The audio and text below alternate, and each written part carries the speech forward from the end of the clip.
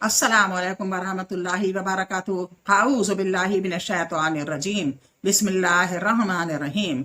Rabbi इश्रह ली सदरी व यस्सिर ली अमरी वहलुल उक़दतम मिन लिसानी यफ़क़हू क़ौली। अल्लाह ताला तो मेरा सीना खोल दे, मेरे लिए मेरा काम आसान कर दे, मेरी जुबान की गिरह खोल दे ताकि लोग मेरी बात समझ पाएं। अल्लाहुम्मा सल्लि अला मुहम्मद व अला आलि मुहम्मद। शिर्क के बारे में बात हो रही है। शिर्क अकबर की अक़साम, यानी दो तरीके का शिर्क होता है, शिर्क अकबर और शिर्क असगर। शिर्क अकबर कहते हैं बहुत बड़ा गुनाह, बहुत ही बड़ा गुनाह जिसकी माफ़ी बहुत मुश्किल से ही मिलती है। और शिर्क असगर छोटे छोटे गुनाह मिलकर, बहुत से छोटे छोटे गुनाह मिलकर भी वो शिर्क अकबर बन जाता है। तो इसलिए पहले आप देखें शिर्क अकबर के अक़साम, यानी कितने किस्म का होता है। सवाल, क्या हम मुर्दा और गायब लोगों से फरियाद कर सकते हैं? जवाब, हम इनसे फरियाद नहीं कर सकते। अल्लाह ने फरमाया, और ये मुशरिक अल्लाह के अलावा जिन लोगों को पुकारते हैं वो कोई चीज़ पैदा नहीं कर सकते और वो खुद पैदा किए गए हैं, मुर्दा हैं, जिंदा नहीं, और वो नहीं जानते कि कब उठाए जाएंगे। ये सूरह नहल की 20-21 आयत है। इसका मतलब ये है कि हमें मुर्दा और गायब, जो हमारे मुर्दा लोग हैं यह हमारे बीच में नहीं है, हमें उनसे कोई फरियाद नहीं करना चाहिए, न हमसे कोई दुआ करना चाहिए और न हमें उनसे कोई फरियाद करना चाहिए। ये शिर्क अकबर में आता है। मोहम्मद सल्लल्लाहु अलैहि वसल्लम ने फरमाया कि ऐ जिंदा हस्ती, ऐ कायम रहने और कायम रखने वाले, तेरी रहमती से मैं फरियाद करता हूँ। या हय्यु या क़य्यूम बिरहमतिका अस्तगीस, या हय्यु या क़य्यूम बिरहमतिका अस्तगीस। मोहम्मद सल्लल्लाहु अलैहि वसल्लम ने फरमाया, ऐ जिंदा हस्ती, ऐ कायम रहने और कायम रखने वाले, तेरी रहमती से मैं फरियाद करता हूँ। अनफाल में है, अनफाल सूरत 9 आयत है। इस्तस्तगीसूना रब्बकुम फस्तजाबा लकुम, इस्तस्तगीसूना रब्बकुम फस्तजाबा लकुम। अनफाल की 9 आयत है। इस्तस्तगीसूना रब्बकुम फस्तजाबा लकुम, जब तुम अपने रब से फरियाद कर रहे थे तो उसने तुम्हारी दुआ कबूल फरमा ली। और आप सल्लल्लाहु अलैहि वसल्लम ने फरमाया, या हय्यु या क़य्यूम बिरहमतिका अस्तगीस, ऐ जिंदा हस्ती, है कायम रहने वाले और कायम रखने वाले, तेरी रहमती से मैं फरियाद करता हूँ। यानी हर हालत में हमें, जब मोहम्मद सल्लल्लाहु अलैहि वसल्लम अल्लाह से फरियाद करते थे तो हम तो बहुत ही नाचीज़ बंदे हैं। हमें जो मोहम्मद सल्लल्लाहु अलैहि वसल्लम ने सिखाया है हमें उसी पर अमल करना है। इसलिए हमें हर हालत में अल्लाह से ही मदद मांगना चाहिए। सवाल, क्या गैर अल्लाह से मदद मांगना जायज़ है? जवाब, बिल्कुल जायज़ नहीं। दलील अल्लाह ताला का फरमान है, इय्याका नअबुदु व इय्याका नस्तईन। अल-फातिहा में 5वीं आयत है, इय्याका नअबुदु व इय्याका नस्तईन। इसका मतलब है हम सिर्फ तेरी ही इबादत करते हैं और सिर्फ तुझी से मदद मांगते हैं। यानी जोर देकर कहा गया है कि हम तेरी ही इबादत करते हैं और तुझी से मदद मांगते हैं। और रसूल अल्लाह सल्लल्लाहु अलैहि वसल्लम का इरशाद गिरामी है, इसका जब तू सवाल करे तो अल्लाह से सवाल कर और मदद मांगे तो अल्लाह से मदद मांग। जब तू सवाल करे तो अल्लाह से सवाल कर और मदद मांगे तो अल्लाह से मदद मांग। क्या हम जिंदा लोगों से मदद मांग सकते हैं? ये एक सवाल है, क्या हम जिंदा लोगों से मदद मांग सकते हैं? जी हाँ, इन चीज़ों में जिनकी वो ताकत रखते हैं। अल्लाह ताला ने फरमाया, जी हाँ, इन चीज़ों में जिनकी वो ताकत रखते हैं। अल्लाह ताला ने फरमाया, अल-माइदा की 2 आयत है, और नेकी और परहेजगारी पर एक दूसरे की मदद करो। यानी अल-माइदा में 2 आयत है, और नेकी और परहेजगारी पर एक दूसरे की मदद करो, यानी एक दूसरे की मदद करने का हुक्म है जिंदा लोगों को। और आप सल्लल्लाहु अलैहि वसल्लम ने फरमाया, सही मुस्लिम में, अल्लाह ताला बंदे की मदद में होता है जब तक बंदा अपने भाई की मदद में रहे।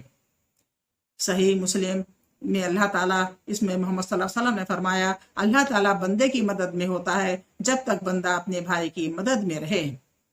सवाल, क्या गैर अल्लाह के लिए नजर मानना जायज़ है? जवाब, अल्लाह के सिवा किसी की नजर जायज़ नहीं, क्योंकि कुरान मजीद में है, आल इमरान 35 आयत, आल इमरान की 35 آیت ربی انی نظرت لکا ما فی بطنی محررا، ربی انی نظرت لکا ما فی بطنی محررا، اے میرے رب میں نے تیرے لیے اس بچے کی نظر مانی ہے جو میرے پیٹ میں ہے کہ وہ دنیا کے کاموں سے آزاد ہوگا۔ اس کا مطلب آل عمران کی 35ویں آیت کا مطلب ہے اے میرے رب میں نے تیرے لیے اس بچے کی نظر مانی ہے جو میرے پیٹ میں ہے کہ وہ دنیا کے کاموں سے آزاد ہوگا۔ اور آپ صلی اللہ علیہ وآلہ وسلم نے فرمایا جو شخص نظر مانے کہ وہ اللہ کی اطاعت کرے گا تو وہ اس کی اطاعت کرے، اور جو نظر مانے کہ اس کی نافرمانی کرے گا تو وہ اس کی نافرمانی نہ کرے۔ یعنی اگر الٹی دعا بھی مانگ لی ہے تو وہ قبول نہ ہو، مگر اس کی وہ وہی کام کرے جو اس کو جائز ہے۔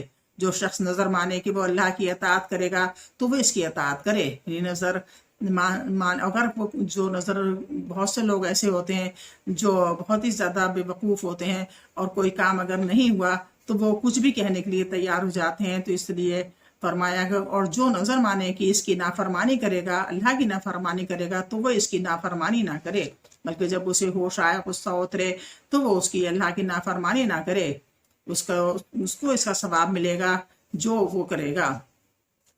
سوال کیا غیر اللہ کے لیے ذبح کرنا جائز ہے؟ جواب جائز نہیں۔ دلیل اللہ تعالیٰ کا فرمان ہے اپنے رب ہی کے لیے نماز پڑھ اور ذبح کر، الکوثر میں 2 آیت، فصلی لربک ونحر، الکوثر کی 2 آیت، اپنے رب ہی کے لیے نماز پڑھ اور ذبح کر۔ اور آپ صلی اللہ علیہ وآلہ وسلم نے فرمایا اللہ تعالیٰ نے لعنت کی اس پر جو غیر اللہ کے لیے ذبح کرے۔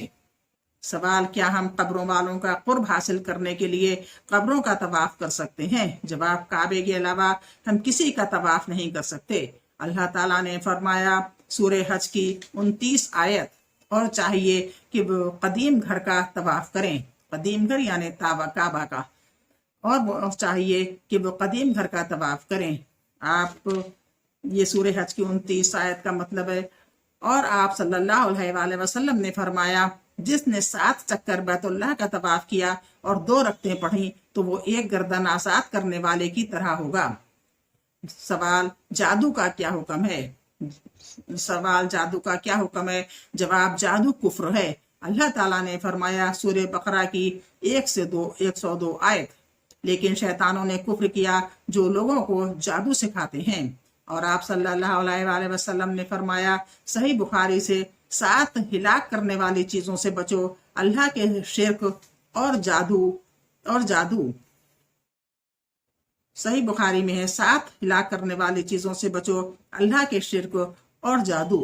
سوال کیا ہم چوریاں بتانے والے اور کاہن آئندہ کی خبریں بتانے والے کو علم غیب کے دعوے میں سچا مان سکتے ہیں؟ جواب ہم انہیں سچا نہیں مان سکتے، کیونکہ اللہ تعالیٰ نے فرمایا سورہ نمل کی 65 آیت، کہہ دیجیے آسمانوں میں اور زمین میں جو بھی ہے اللہ کے علاوہ کوئی غیب نہیں جانتا۔ یہ سورہ نمل کی 65 آیت ہے، کہہ دیجیے آسمانوں میں اور زمین میں جو بھی ہے اللہ کے علاوہ غیب نہیں جانتا۔ اور آپ صلی اللہ علیہ وآلہ وسلم نے فرمایا مسند احمد میں جو شخص کسی چوریاں بتانے والے یا آئندہ کی خبریں بتانے والے کے پاس آیا پھر اس کی بات میں اسے سچا جانا تو اس نے اس چیز کے ساتھ کفر کیا جو محمد صلی اللہ علیہ وآلہ وسلم پر نازل کی گئی۔ سوال کیا کوئی شخص غیب جانتا ہے؟ کوئی شخص غیب نہیں جانتا۔